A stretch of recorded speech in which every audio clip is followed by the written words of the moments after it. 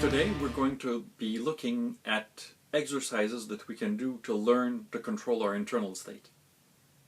This is going to be of some use to a lot of people to prevent and manage meltdowns. It's going to be useful for everyone in order to be better able to use the communication skills that I show in other episodes. If you haven't already watched them, I strongly urge you to see the two previous segments of this series where we go into the theoretical concepts that we're trying to act upon with the exercises we're doing this time. So the first thing we want to do is learn how to sense and focus on our internal state. For this, the basic exercise that we're going to do is just start lying on our backs and start by feeling the surface of your body that's in contact with the ground. If you give yourself a few minutes, you'll start relaxing and you'll feel that this surface is going to grow. If you feel crooked, take a minute and straighten yourself out. Adjust yourself so that you feel straight. Now, try to relax every part of your body, part by part. Focus on each part of your body, segment by segment. And observe, is your body the same on both sides? Or are there differences from one side to the other? Are your feet at the same angle?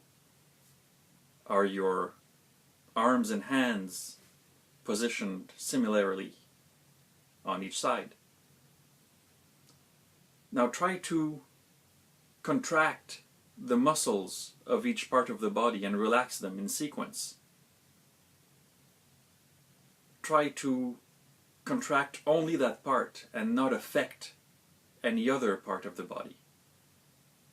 And pay attention to how, even if you manage to contract only a single part of the body, the rest of the body will be affected by the contraction. Now start paying attention to your breathing. Try to breathe in a relaxed manner, in through the nose, out through the mouth. And start experimenting. What parts of your abdomen and thorax are you able to use to breathe with? Now, as you get more relaxed, start taking an inventory of every aspect of how you feel. The depth, speed, the mechanics of your breathing, the feeling of the blood, if you're aware of it, circulating in your system, the movement of the air over your body, the speed and manner in which thoughts enter and leave your mind. Now, in the next part of the exercise, start by just walking slowly around. You can do this, doing push-ups, running, doing squats, or any other type of exercise or movement that you can imagine. But start just by walking around. And what you're going to do is inhale, exhale partially, then hold your breath. It doesn't really matter how long you can hold your breath. You still have to time it, either with a chronometer or in steps. But the focus you need to have is on how holding your breath causes changes to your internal state. Now, there are parts of your brain that can't make the difference between you holding your breath on purpose or you being suffocated by an outside influence. And suffocation is a universal fundamental fear. So for these parts of the brain that don't make the difference, the fear that they generate is authentic. And your body will actually react the same way through this exercise as if you were in a situation that makes you genuinely afraid. You will notice changes that occur. Your job is to focus on these changes. Can you feel the way your feet come into contact with the ground gradually change? Can you feel places in your body getting tight or tense? Eventually, you should develop the ability to prevent these changes from happening. And when you do that, you'll notice that the fear, if it can't manifest itself physically, won't manifest itself psychologically. And you'll be able to hold your breath longer. When you can't hold your breath anymore, start breathing in as relaxed a way as you can. And keep walking for a few minutes.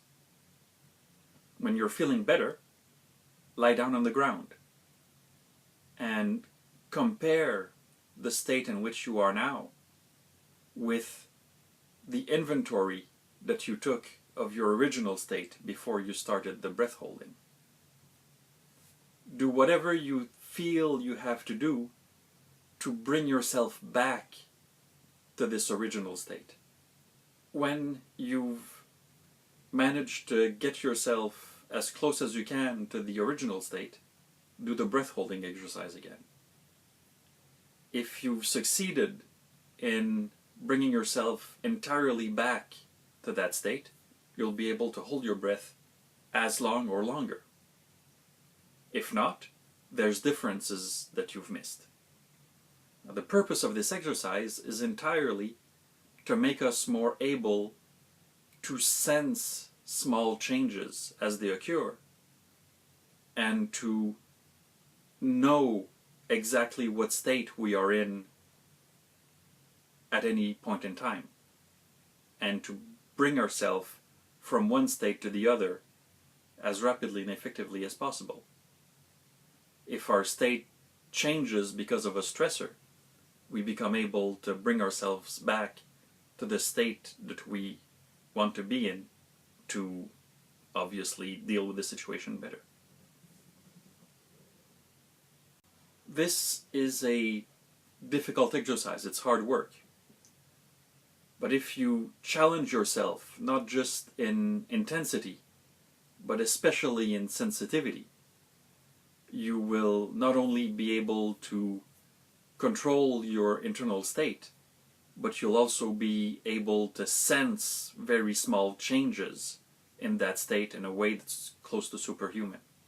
Next time, we're going to be looking at exercises and techniques we can use to make sure that our sensory needs are met.